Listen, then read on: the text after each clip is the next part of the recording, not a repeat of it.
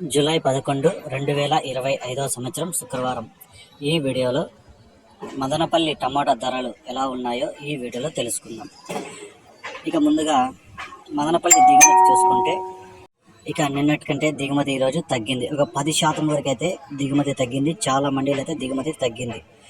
ఇక ధరలు చూసుకుంటే ఇక్కడ 25 కేజీల బాక్సులు పొడికాయలు చూసుకుంటే ముందుగా 30 రూపాయల నుంచి ప్రారంభమై 40, 50, 60, 70 రూపాయల వరకు అయితే పొడికాయలు పలికాయి.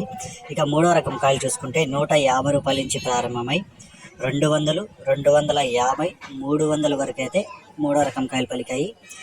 రెండో రకం కాయలు 400 నుంచి ప్రారంభమై 420, 440, 460, 480, 500 వరకు అయితే ఈ రెండో రకం కాయలు పలికాయి.